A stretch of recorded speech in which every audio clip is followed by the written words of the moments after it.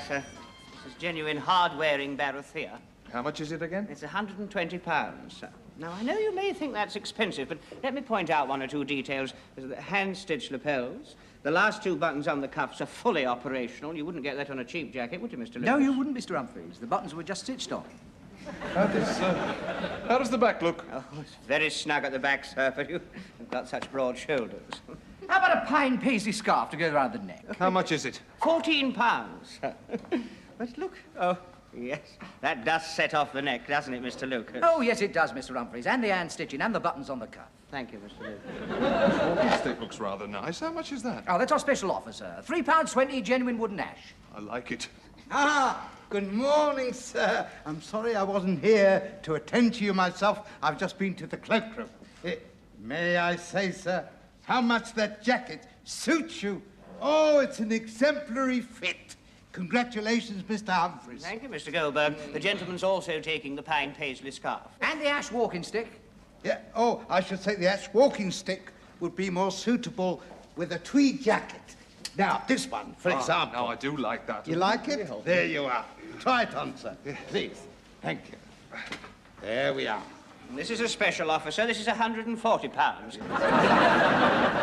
You can buy the cotton wool to stuff in them on the ground floor. Miss Browns? Yes, Captain Peacock. There's still no sign of Mrs. Slocombe. Well, she said she might be late this morning on account of she's shifting her flat. You should have given her the day off like she asked. She's going to be in a right state when she gets here.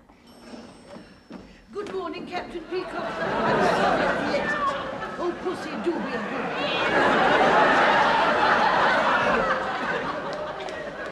Oh, the removal men have only just left.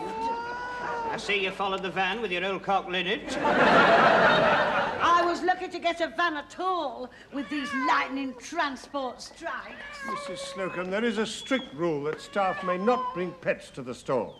Well, you know how clumsy those removal men are. I'm not having them handling my pussy. And if you take my advice, you'll keep away yourself. She's in a very disturbed state. I happen to be very good with animals. Hello, little pussy. Well, I did warn you. It bit me. Well, she hasn't had her breakfast yet. I suggest you put your menagerie out of sight and keep it there. Oh, Miss Brahms, would you take them into the fitting room? Don't be frightened, little pussy. It's only your Auntie Shirley. Oh! Oh! Must have taken a weight off your mind to have completed your removal. What do you mean completed it? All I've done is see the stuff on the van. All they've got to do is dump it. I'm the one that's got to sort it all out. I should have had 3 days off for this. Believe me, I tried, but Mr. Rumbold wouldn't hear of it. Ladies' intimate apparel. I said ladies' intimate apparel. All right, then knickers and knocker covers.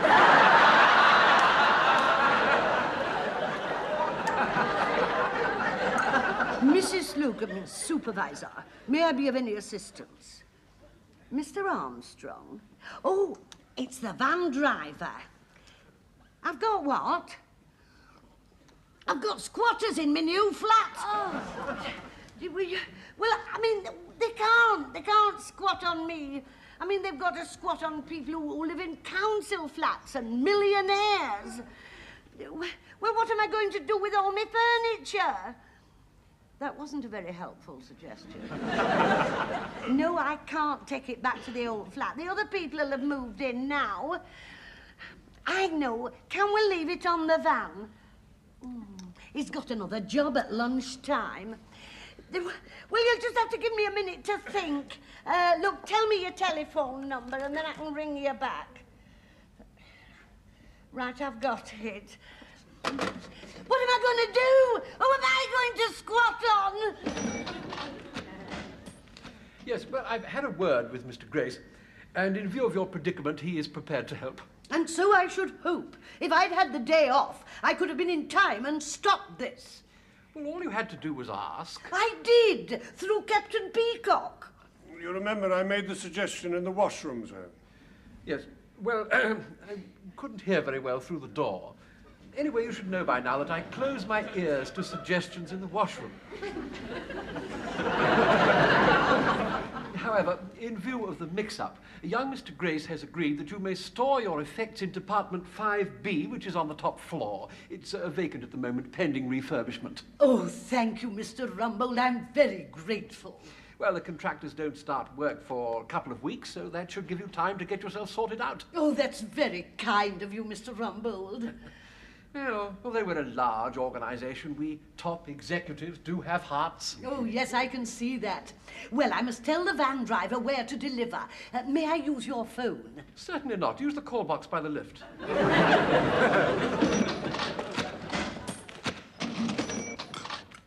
Mr. Lucas, may I have that piece of chicken you've left on your plate for my pussy? Certainly. Not with your fingers, Mr. Lucas. She's very particular. Would your little companion like the head of my sardine? No, thank you. She has very few teeth left, and her poor gums can't crunch the skulls. That's why Mr. Goldberg didn't eat it. How long is it going to take you to get rid of these squatters? I don't know. Well, where are you going to sleep tonight? Well, I suppose I shall just have to go to an hotel. Oh. Unless, of course, one of my friends offers me accommodation.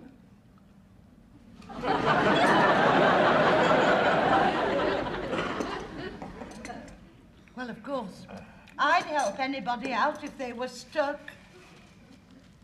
I'd like to ask you to my place, Mrs. Slocombe. Oh, thank you, Captain Peacock and dear Janet. Unfortunately, my wife is away visiting her sister, so we'd be alone in the house and there might be a lot of talk. From all accounts, that's all there would be. Well, we have a spare room. Thank you, Mr. Goldberg. But unfortunately, last night the cold water tank sprang a leak, which brought down the ceiling all over the bed, taking with it the wiring which electrified the springs. You never mentioned that this morning. Well, it slipped my memory until this very minute. Unfortunately, we haven't got a spare bed, but if you're really desperate, Mrs. Slocombe, you could always come and snuggle up with me. I don't think so, Mr. Lucas. If you're worried you couldn't control yourself, I could always put a bolster down the middle. I don't think my being homeless is a subject for joking. I quite agree, Mrs. Slocombe. Oh, Mr. Humphreys, I knew that you'd be sympathetic. What a pity I've got those 3 Pakistani nuns staying. Not only have they got the spare room, but they're on the sofa as well. You didn't mention that this morning, Mr. Humphreys. No, I forgot it while you were forgetting your ceiling.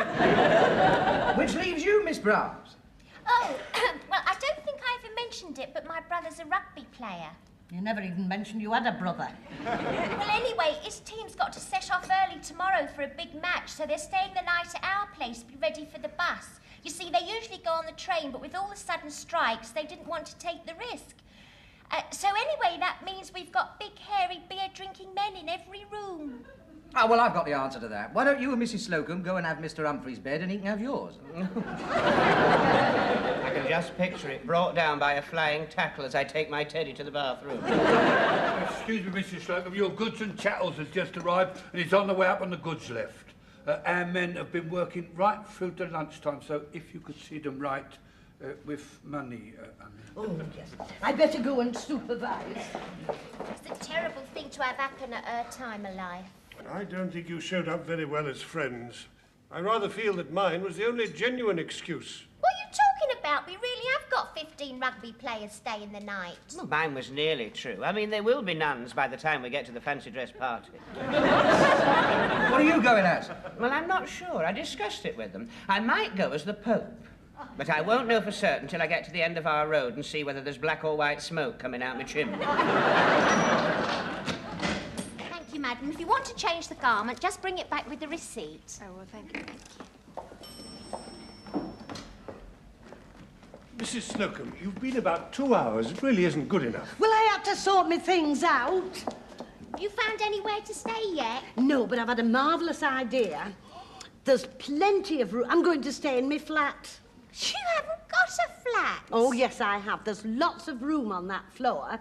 So, instead of piling my things up, I've set them all out just like they were at home. There's everything up there. Water, gas, plugs. It's self-contained. Do you mean you're going to stay here in the store? Why not? What do you think they'll let you? I'm going to ask Mr. Grace personally. All you've got to do is flutter your eyelashes and cross your legs. And he's like Putty. Well, at his age, he's like Patty all the time. Still, if you're going to try fluttering your eyelashes, you better have these Cleopatra extra long de-loops. What do you want?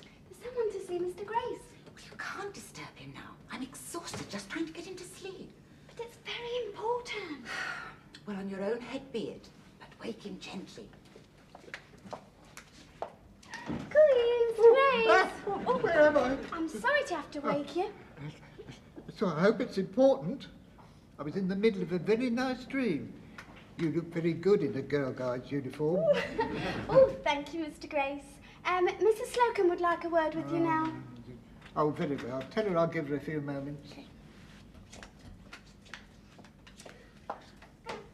Oh, Mr. Grace will see you now, Mrs. Slocombe. Oh, it's very good of you to see me, Mr. Grace, when you're so busy. Not at all. Please sit down.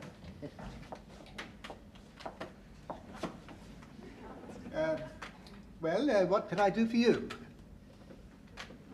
Now, you want a rise, I see. No, Mr. Grace, you don't understand. It's not that what I came for. Good, because I wasn't going to give you one. No, I want permission to sleep on your premises. You're very determined about this rise, aren't you? Oh, very well. You can bring one small bag and your nightie, and you'll have to go very early in the morning before the servants come. No, Mr. Grace, you don't understand. You see, this...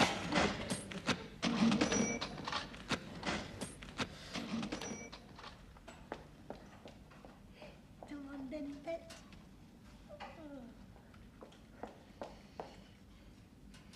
There you are, little sweetheart.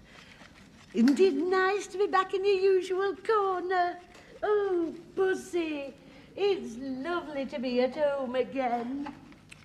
Hey, I wired it up to the juice and I've connected the gas stove so you can boil a kettle. Oh, thank you, Mr. Harmon. Well, I seem to have everything except a front door. Oh, hang about. Warwick? Hello? Get Sam with that wall unit, will you? Have it over here. Left over from Grace Brothers' ideal home display. Give it to me. Can you manage? Yeah. Or shall I fetch up Tearbold to give you a hand? You can manage, can you? I used to eat fish with Stafford, you see. I can't... Oh, isn't that lovely?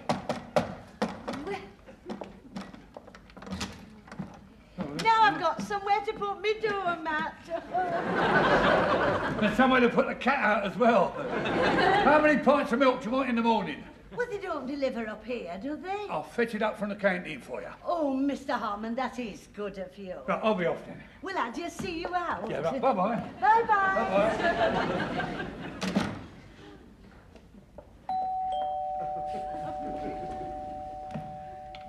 Yes? I've forgotten to plug in the phone. Can you do that? Oh, yeah. I can give you an outside line or an internal one, see?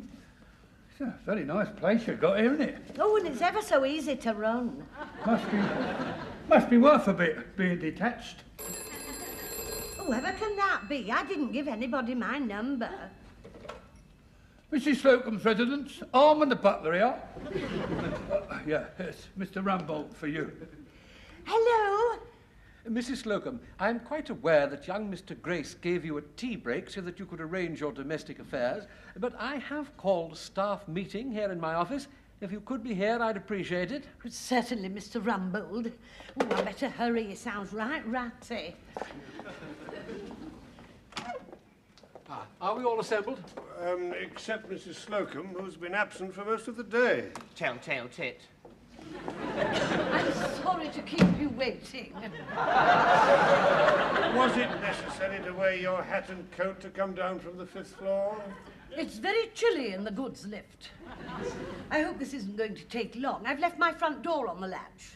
Yes, well, I'm sorry to have to tell you, but the train drivers are going out on strike, and the bus drivers are probably going out in sympathy. Well, it's nice to know they've got sympathy for someone. Be that as it may, young Mr. Grace has agreed to close the store early to enable you all to get home before everything shuts down.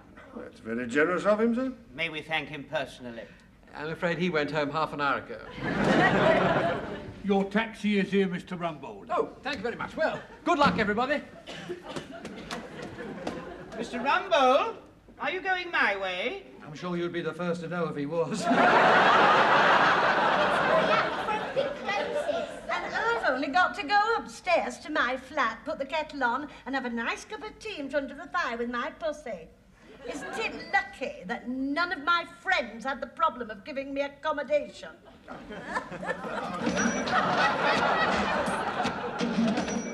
This year's fancies are passing fancies. La-dee-da-dum-dee-dee-dee. These my heart understands. La la la la la la la la. I'm dreaming dreams. Oh.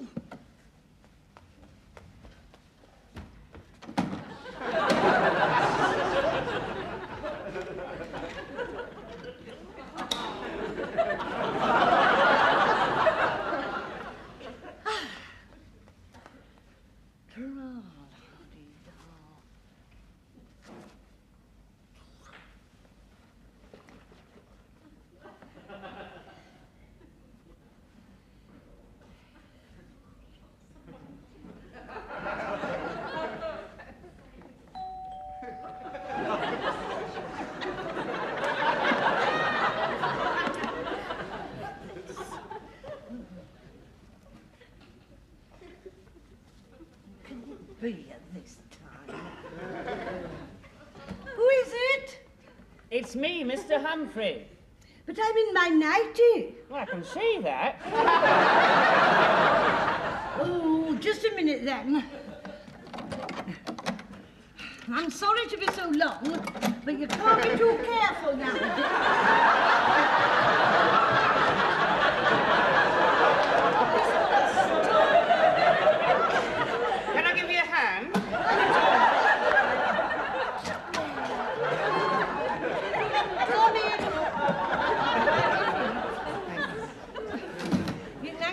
Coat up there. Oh, thank you very much.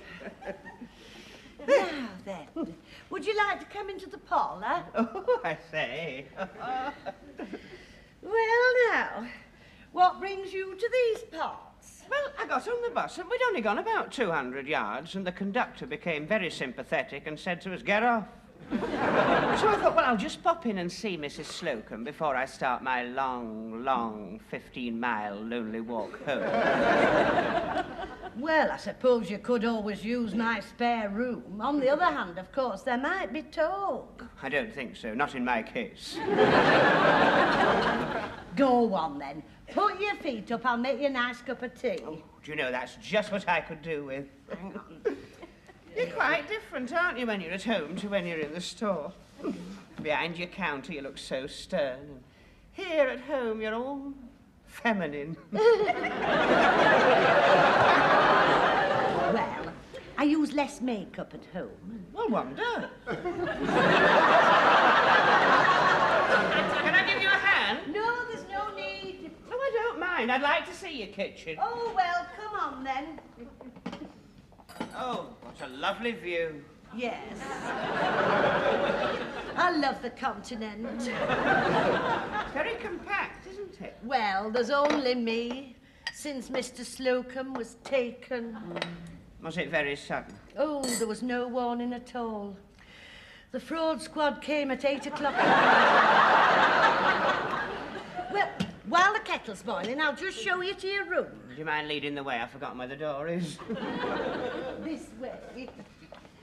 That's the guest toilet, only it's not connected up. Very cosy. Yes, I had a brush salesman staying here. He used to spend hours in there planning his campaigns. It's got a history, then. Well, this is your little room. It has a half-queen-size bed. Better than no queen at all. Do you sleep as nature intended? Mrs. Slocombe, I've never done anything as nature intended. No, I mean, do you sleep in the all-together? Why do you ask? I've got some pyjamas here. Oh, you've entertained a gentleman visitor before. These belong to the brush salesman. Oh, yes, I can see that by the bristles. That's the jacket.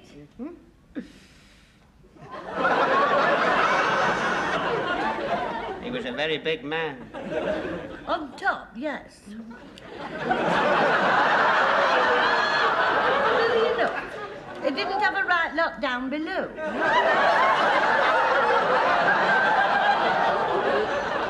Now, here's your tea's made, and there's a little telly in this cupboard. Oh, I'll just switch your blanket on. There, he'll take the chill off for you. Mrs. Slocombe, you certainly know how to look after a person. Well, it's nice to have somebody to care for. You seem to enjoy it. I bet your mother does too. She says it's time I left home. Well, just for tonight, you have. Yes, the way the buses are going, it might be a week. Oh, a whole week together. Come to think of it, it might not be a bad thing. You know, I was clearing out our attic at home the other day and I found this old calendar called The Week of Love. It said Monday for meeting, Tuesday for talking, Wednesday for wishing, Thursday for touching, Friday, for some reason, had been torn out. Mr. Humphreys, I want you to put yourself completely in my hands. Mrs. Slocombe, if you're thinking what I think you're thinking, it's not going to be easy for me. Just pretend you're on a camping holiday with a friend. That wasn't the best suggestion you could make. Here we are. Oh, this is nice. What a lovely bedspread. Those bristles get everywhere. Now, just try that bed. It's ever so comfy. Oh, yeah. It's got a lot of life in it. There's a lot of life in me as well. Me mother. Oh!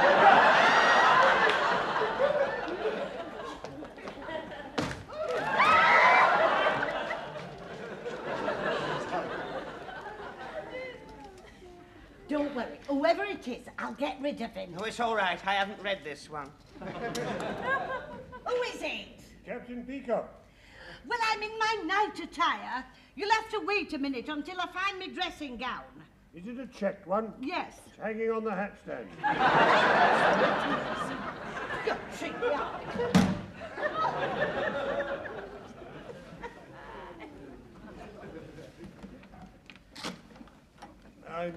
I'm sorry to disturb you, but the strike has hit the underground and all the buses have stopped. Aren't you afraid there might be talk? As long as that's all there is. Oh, come in. Wipe your feet. Well, I thought rather than prowl the streets looking for a hotel, I'd borrow your sofa. Oh, you've pipped me to the post. You're going to have the spare room. It's down there. You're very hospitable, Mrs. Slocombe. Oh, it looks rather cosy. I thought you were going to give me the spare room. You've forgotten, Mr. Humphreys. Your accommodation has been taken care of. Captain Peacock might see. Not when the lights are out, he won't. This will do nicely. I've had a sandwich, so you needn't bother about supper. I wasn't going to. Well, if it's all the same to you, I'll turn in. Oh, well, hurry up then. The sooner the better. Sleep well.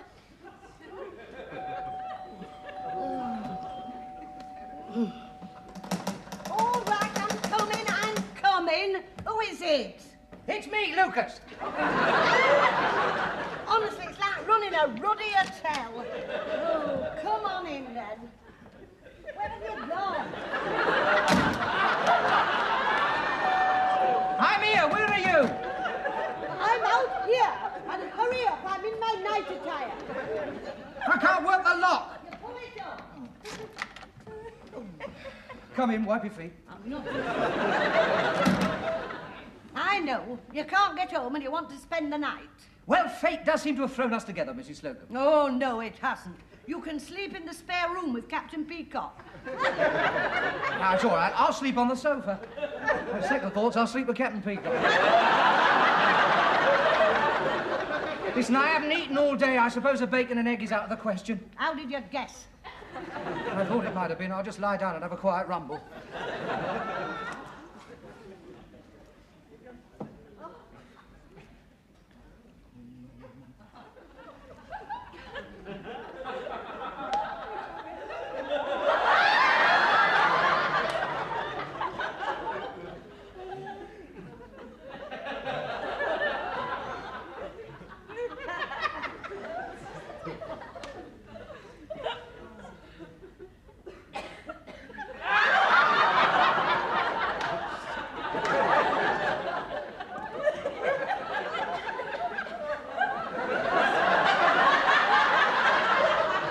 Mr. Humphreys?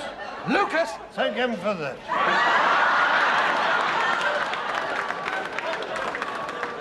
Now then, as soon as they drop off, you can creep into my room. Come in, it's open.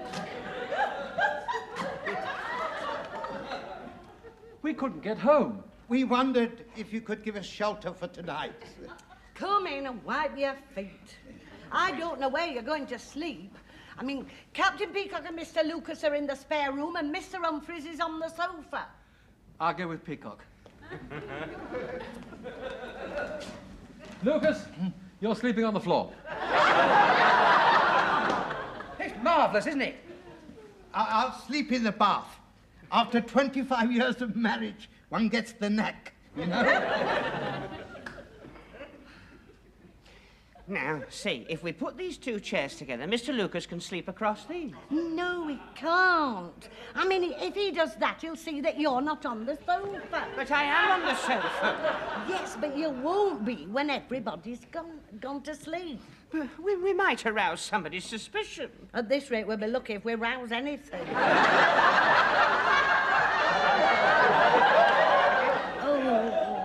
Who can this be? With any luck, it'll be the brush salesman.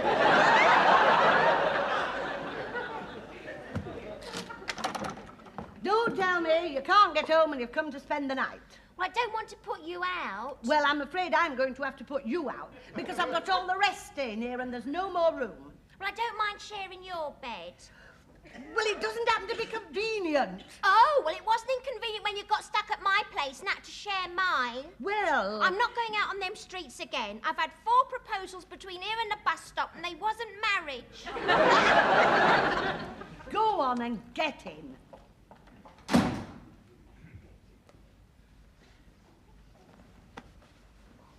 I've got to share with Miss Brown's. Oh, I see. Are you disappointed or relieved? I'm neither one way or the other. I'm afraid that's the way you're still going to be in the morning. Oh, well. Good night, chicken.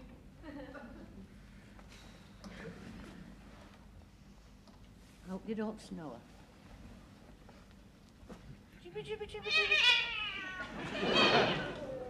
Mr. Humphreys, leave my pussy alone.